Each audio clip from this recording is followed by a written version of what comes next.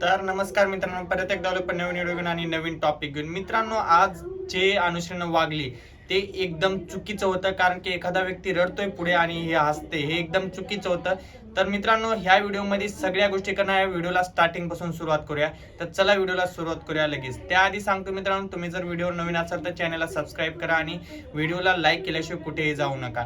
तर मित्रांनो, आपण स्टार्टिंग पासून सुरुवात करूया व्हिडिओला. तर चला. राखी ना एकदम बरोबर बोलते, कुठलाही पॉइंट असला आणि कुठलाही काही असला ना, ती एकदम योग्य बोलते आणि ती परफेक्ट बोलते. तिला कारण खेळ माहिती आहे, कोण कसा खेळतो आणि कोण काय नाही ते. सचिन दादाला आणि रोशन दादाला विशाल एकदम फसवतोय, ते भोळे आहेत म्हणून त्यांना ब्रेन वॉश करतोय.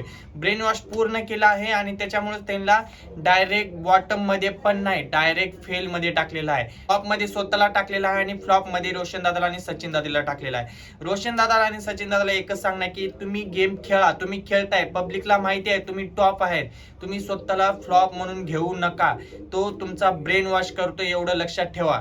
आणि विशालने त्यांना कम से कम बॉटम मध्ये तर ठेवायचा होता, कारण की 4 ऑलरेडी त्यांचे वोट होतेच की बॉटम मध्ये त्यांना पण ठेवू शकला असता. त्या दोघींचे वोट नव्हते तर त्यांना कुठेच फ्लॉप मध्ये डायरेक्ट टाकू शकला असता, पण नाही, त्याला गुड लुक मध्ये राहायचा. त्या दीपाली ताईच्या पण आणि बाकीच्या आणि राखीच्या पण, आणि ह्यांना फ्लॉप मध्ये टाकला. म्हणजे हे काही बोलत नाही म्हणून ह्यांना डायरेक्ट फ्लॉप मध्ये टाकणार का?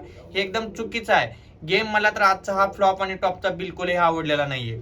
भाई राखी खरंच म्हणजे खरंच एकदम खतरनाक लेवलचा गेम खेळते, माहितीये का? प्रभूला एका सेकंदात भडकवली आणि प्रभू भडकला, पण लगेच प्रभू पण रडायला लागला. राखी आल्यापासून बिग बॉस सारखं वाटायला लागले. नाहीतरी पहिलं बिग बॉस पूर्ण म्हणजे पूर्ण मालिकेसारखं एकदम शांत बघावं, असं काहीच इच्छा होत नव्हती की बिग बॉस बघायची. पण राखी आल्यापासून फुल एंटरटेनमेंट होते. आणि जे अनुश्री आज वागत आहे ना, ती खरोखर असं वाटायला लागली की कुठल्या तर झोपडपट्टीतून आली आणि तिचं वागणं बघून असं माणूस की बिलकुलही नाही तिच्यामध्ये, असं वाटायला लागले.